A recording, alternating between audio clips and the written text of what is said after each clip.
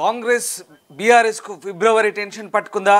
ముఖ్యంగా mayor deputy mayor పదవికి అవిశ్వాస గండం రాబోతుందంటే అవుననే వాదనలు వినిపిస్తున్నాయి. జీహెచ్ఎంసీ పాలకవర్గం 4 ఏళ్లు పూర్తి చేస్తున్న సందర్భంగా అవిశ్వాసానికి బీఆర్ఎస్ ప్లాన్ చేస్తుంది. అయితే దీంతో ఒకసారిగా కాంగ్రెస్కు టెన్షన్ పుడుతుంది. ముఖ్యంగా ప్రస్తుతం ఉన్నటువంటి మేయర్ డిప్యూటీ మేయర్ ఇద్దరు కూడా కాంగ్రెస్లో చేరారు. తొలుత వారు బీఆర్ఎస్ నుంచే మేయర్ డిప్యూటీ మేయర్గా ఎంపికయ్యారు. అయితే సంఖ్యాబలం పరంగా పార్టీలన్నీ కూడా బేరీజు వేసుకుంటున్న క్రమంలో ప్రస్తుతం కాంగ్రెస్ బీఆర్ఎస్కు ఒక రకంగా ఈ అవిశ్వాస తీర్మానానికి సంబంధించి ప్రెస్టీజియస్గా మారిన పరిస్థితి. వచ్చే నెల 10వ తేదీన అవిశ్వాసానికి బీఆర్ఎస్ అయితే ప్లాన్ చేస్తుంది. 4 ఏళ్లు పూర్తవుతుంది పాలక మండలికి. దీంతో అవిశ్వాసానికి ప్లాన్ చేస్తుంది. ప్రస్తుతం 148 మంది కార్పొరేటర్లు ఉన్నారు. జీహెచ్ఎంసీ మొత్తం 50 మంది ఎక్స్ అఫిషియో సభ్యులు ఉన్నారు. అవిశ్వాసానికి 98 మంది సభ్యుల సంతకాలు అవసరం. బీఆర్ఎస్కు 42 మంది కార్పొరేటర్లు, 29 మంది ఎక్స్ అఫిషియో సభ్యుల బలం ఉంది. ఇక 71 మంది సభ్యుల బలంతో బీఆర్ఎస్ అవిశ్వాస పరీక్ష కష్టమనే వాదన వినిపిస్తుంది. ఎంఐఎం బీజేపీతో కలిసి బీఆర్ఎస్ అవిశ్వాసం పెట్టే అవకాశం ఉన్నప్పటికీ ప్రస్తుత పరిస్థితుల్లో బీఆర్ఎస్కు బీజేపీ ఎంఐఎం సపోర్ట్ కష్టమనే వాదనలు వినిపిస్తున్నాయి. సో మొత్తం మీద ప్రస్తుతానికి మేయర్ డిప్యూటీ మేయర్ అవిశ్వాస తీర్మానానికి సంబంధించి ఉత్కంఠ రేగుతోంది.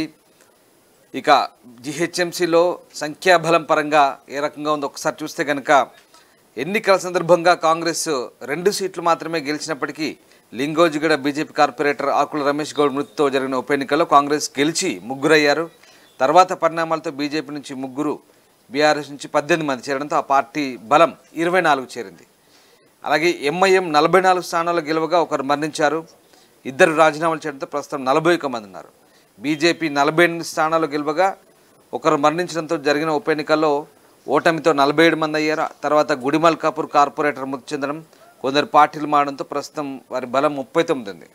సో ఆ రకంగా బీఆర్ఎస్ 56 సీట్లో గెలిచారు. బీజేపీ నుంచి 4 పార్టీలు చేయడంతో వారి బలం 60కి పెరిగింది. తర్వాత 18 మంది కాంగ్రెస్లోకి వెళ్ళడంతో ప్రస్తుతం 42 మంది ఉన్నారు. సో ఇది ప్రస్తుతం జీహెచ్ఎంసీలో బలాబలాల పరిస్థితి. సో ఓవరాల్గా ప్రస్తుతం 146 మంది కార్పొరేటర్లకు సంబంధించి 50 మంది ఎక్స్ అఫిషియో సభ్యులు ఉన్నారు. సో అవిశ్వాసం పెట్టాలంటే 98 మంది సభ్యుల సంతకం కావాలి. సో బీఆర్ఎస్కి అయితే ప్రస్తుతానికి 71 మంది బలమే ఉంది. అందులో 42 మంది కార్పొరేటర్లు, 29 మంది ఎక్స్ అఫిషియో సభ్యులు.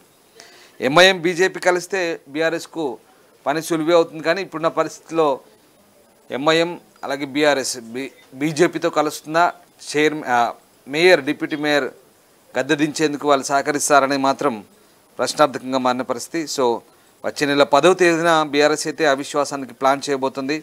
సో ఏం జరగబోతుందని మాత్రం ఇంట్రెస్టింగ్గా మారింది. వివిధ పార్టీల నుంచి చేరిన కార్పొరేటర్లతో కాంగ్రెస్కి అయితే ప్రస్తుతం 24 మంది సంఖ్యాబలం ఉన్న పరిస్థితి కనబడతా ఉంది. సో కాంగ్రెస్కు తగినంత బలం లేని పరిస్థితిలో అయినప్పటికీ కూడా బీఆర్ఎస్కు అవిశ్వాసం మాత్రం చాలా కష్టంగా మారే పరిస్థితి కనబడుతుంది. సో ఏం జరగబోతుంది, బీఆర్ఎస్ పార్టీ ఎలాంటి ప్లాన్ చేయబోతుంది, అవిశ్వాసం నెగ్గేందుకు ఎట్లాంటి ప్లాన్ చేయబోతుంది అనేది మాత్రం ఇంట్రెస్టింగ్గా మారబోతుంది. మా కరెస్పాండెంట్ విజయ్ ఉన్నారు. విజయ్, ఫిబ్రవరిలో బీఆర్ఎస్ పార్టీ జీహెచ్ఎంసీ అవిశ్వాసానికి ప్లాన్ చేయబోతుంది. ఎందుకంటే మేయర్ డిప్యూటీ మేయర్ ఇద్దరు కూడా తమ పార్టీ గెలిచి కాంగ్రెస్లో చేరారు. వారిపై అవిశ్వాసం పెట్టడానికైతే బీఆర్ఎస్ ప్లాన్ రెడీ చేస్తుంది. బట్ సంఖ్యాబలం పరంగా బీఆర్ఎస్కు ఏ రకంగా కలిసి వస్తుంది లేదా కలిసి రాదు అంటే ఈ 2 పరిణామాలు బేరీ చేసుకుంటే క్యాలిక్యులేషన్స్ ఎట్లా ఉన్నాయి? బీఆర్ఎస్ నుంచి కార్పొరేటర్ గా గెలిచి మేయర్ గా ఎంపికైనటువంటి గజ్వాల్ విజయలక్ష్మిని, అలాగే డిప్యూటీ మేయర్ అయినటువంటి శ్రీలత శోభన్ రెడ్డిని పదవుల నుంచి తప్పించేందుకు ఆ పార్టి వ్యూహాత్మకంలో అయితే కాదనైనటువంటి పరిస్థితి నెలకొంది. సో కల్తీరాలు ప్రస్తుతం ఇది చర్చనీయాంశంగా మారినటువంటి అంశం. సో రాష్ట్రంలో టీఆర్ఎస్ అధికారంలో ఉన్నప్పుడు ఆ పార్టీ నుంచి పోటీ చేసి గెలిచినటువంటి విజయలక్ష్మి, శ్రీలతలకు ప్రభుత్వం ఆశీస్సులతో మేయర్ అలాగే డిప్యూటీ మేయర్ పదవులు కూడా దక్కాయి. అయితే అప్పట్లో ఎంఐఎం బీఆర్ఎస్ కు అండగా నిలిచింది. సో 7 ఏడాది క్రితం కాంగ్రెస్ అధికారంలోకి వచ్చాక వీరిద్దరు కూడా కాంగ్రెస్ తీర్థం పుచ్చుకున్నారు, మేయర్ అలాగే డిప్యూటీ మేయర్. సో తమ పార్టీ అధికారం దక్కించుకున్న వారు పార్టీపై విశ్వాసం చూపలేనటువంటి తలంపుతో బీఆర్ఎస్ నాయకత్వం ఉంది. అయితే తమ పార్టీ వల్లే పదవులు పొందినటువంటి వారు పార్టీ మారినా కూడా రాజీనామా చేయకుండా ఇంకా పదవుల్లో కొనసాగుతుండడాన్ని బీఆర్ఎస్ కార్పొరేటర్లు జీర్ణించుకోలేకపోతున్నారు. మరోవైపు కాంగ్రెస్ కార్పొరేటర్లు సైతం కష్టకాలంలో పార్టీ అండగా ఉన్నటువంటి తమకు దక్కని యోగం వారికి దక్కడంతో కొంచెం అంతర్గతంగా అయితే చర్చలు జరుగుతూ ఉన్నాయి. దీన్ని జీర్ణించుకోలేనటువంటి సిచ్యువేషన్ లో కూడా వాళ్ళు కూడా ఉన్నారు. సో పార్టీలోకి వారి రాకతో తమ ప్రాధాన్యం తగ్గిందనేటువంటి తలంపులో కూడా ఉన్నారు కాంగ్రెస్ కార్యకర్తలు, అలాగే కాంగ్రెస్ కార్పొరేటర్లు. సో ఈ నేపథ్యంలో ఎంతో కాలంగా వారిని ఆ పదవుల నుంచి తప్పించాలనేటువంటి యోచనలో పలువురు కార్పొరేటర్లు ఉన్నట్లుగా తెలుస్తోంది.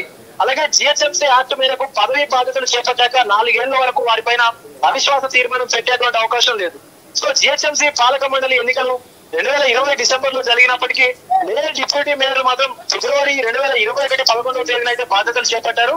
సో ఈ ఫిబ్రవరి వచ్చే నెల ఫిబ్రవరి 10వ తేదీన వారి 4 ఏళ్ల కాలం పూర్తవుతున్న ఈ యొక్క వాళ్ళ పదవి కాలం కూడా ముగియగానే అవిశ్వాస తీర్మానం పెట్టేటువంటి ఆలోచనలో కార్పొరేటర్లు మిగతా కార్పొరేటర్లు ఉన్నట్టుగా కూడా తెలుస్తా ఉంది. సో నిబంధనల మేరకు అవిశ్వాస తీర్మానం పెట్టే మొత్తం కార్పొరేటర్లు, అలాగే ఎక్స్ అఫీషియా సభ్యులు అంటే స్థానిక ఎంపీలు, ఎమ్మెల్యేలు, ఎమ్మెల్సీలు సగం మంది కూడా నిర్ణీత ప్రొఫార్మాలో తీర్మానం చేసినటువంటి అవసరం ఉంటుంది. వాళ్ళ సంతకాలు పెట్టి జిల్లా కలెక్టర్ కు అందజేయాలి. అయితే జిహెచ్ఎంసీలో ప్రస్తుతం 146 మంది కార్పొరేటర్లు, 50 మంది ఎక్స్ అఫీషియా సభ్యులు వేసి ఉన్నారు. అయితే మొత్తం 196 మంది ఉన్నారు ఈ బల్దియాలు. అయితే వీరిలో సగం అంటే సుమారుగా 98 మంది సభ్యుల సంతకాలు అవసరం అయితే మనకు అవిశ్వాస తీర్మానం పెట్టాలంటూ. సో బీఆర్ఎస్ కు ప్రస్తుతం 42 మంది కార్పొరేటర్లు ఉన్నారు, 29 మంది ఎక్స్ అఫీషియా సభ్యులు వేసి ఉన్నారు. అయితే ఇది మొత్తం కలుపుకుంటే 71 మంది సభ్యులు మాత్రమే బలం ఉంది. అయితే మనకు అవిశ్వాస తీర్మానం పెట్టాలంటే సుమారుగా 98 మంది సభ్యుల సంతకాలు అయితే అవసరమైనటువంటి పరిస్థితి కూడా ఉంది. సో ఈ అవిశ్వాస తీర్మానం పెట్టాలంటే మరొక 27 మంది సభ్యులు కూడా అవసరం అవుతారు. సో గతంలో వాళ్ళ ఎంఐఎం పొత్తు ఉంటే ఇది అవిశ్వాసం పెట్టేటువంటి అవకాశం ఉండేది, సాధ్యం కూడా అయ్యేది. ఎందుకంటే ఎంఐఎం కార్పొరేటర్లు కలుపుకుంటే 27 కూడా కంప్లీట్ అయ్యేది. కానీ ప్రస్తుతం అది కాంగ్రెస్ కు మద్దతుగా ఉండడం అయితే మనకు తెలిసిందే. సో ఎంఐఎం లేదా బీజేపీతో కలిస్తేనే ఈ జిహెచ్ఎంసీలో అవిశ్వాస తీర్మానం పెట్టేటువంటి వీలవుతాం.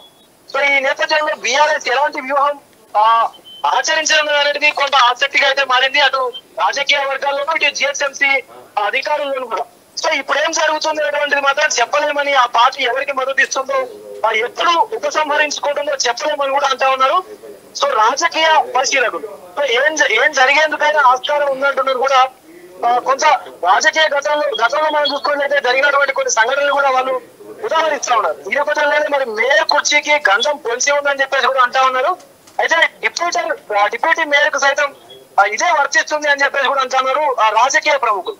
సో దీన్ని బట్టి చూస్తే ఖచ్చితంగా బీఆర్ఎస్ అయితే ఈ అవిశ్వాస తీర్మానం పెట్టేటువంటి ఛాన్స్ అయితే లేదు. ఒకవేళ ఎంఐఎం సపోర్ట్ చేసినా లేదా బీజేపీ సపోర్ట్ చేస్తే మాత్రమే ఈ అవిశ్వాస తీర్మానానికి అయితే ఛాన్స్ ఉంటుంది. Ramdas. Right, yes, thank you Vijay, thanks for the update. So మొత్తం మీద బీఆర్ఎస్ పార్టీ ప్లాన్ చేయబోయే అవిశ్వాస తీర్మానానికి సంబంధించి అయితే ఒక ఆసక్తికర చర్చ సాగుతుంది. బీఆర్ఎస్కు సంఖ్యాబలం సరిపోదని చర్చ సాగుతుంది. ఎందుకంటే ఎక్స్ ఆఫీషియో మెంబర్స్తో కలిసి దాదాపు 71 మంది సభ్యులే ఉన్నారు. మొత్తం అవిశ్వాసానికి 98 మంది కావాలి. సో ప్రస్తుతం ఉన్న పరిస్థితిలో ఎంఐఎం, బీజేపీ బీఆర్ఎస్ సహకరిస్తుందా లేదా అనేది మాత్రం చెప్పలేని పరిస్థితి. ఎందుకంటే ఇప్పుడున్న రాజకీయ పరిణామాల నేపథ్యంలో బీఆర్ఎస్కి వీరు ఎంత మేరకు సహకరిస్తున్నారని మాత్రం ప్రశ్నార్థకం. సో మేయర్, డిప్యూటీ మేయర్ పదవికి సంబంధించి పెట్టబోయే అవిశ్వాసానికి సంబంధించి మరి బీఆర్ఎస్ ఎలాంటి ప్లానింగ్ చేయబోతుంది, అసలు అవిశ్వాసానికి ప్లాన్ చేస్తోందా లేదంటే వదిలేస్తుందా అనేది మాత్రం ఇంట్రెస్టింగ్గా ఉండబోతుంది. బట్ 4 ఏళ్ల పదవీ కాలం పూర్తయిన తర్వాత అవిశ్వాసానికి అయితే ఛాన్స్ ఉంది. సో ఆ ఛాన్స్ని బీఆర్ఎస్ ఏ రకంగా యూజ్ చేసుకునే అవకాశం ఉన్న సంఖ్యాబలం లేకపోవడంతో డ్రాప్ అవుతుందా లేదంటే అవిశ్వాసానికి ప్లాన్ చేస్తుందని మాత్రం ప్రశ్నార్థకంగా మారుతుంది. ప్రపంచంలో ఏ మూల ఏ క్షణం ఏం జరుగుతుందో వేగంగా తెలుసుకోవడానికి తొలి వెలుగు వాట్సాప్ ఛానల్ని ఫాలో చేయండి.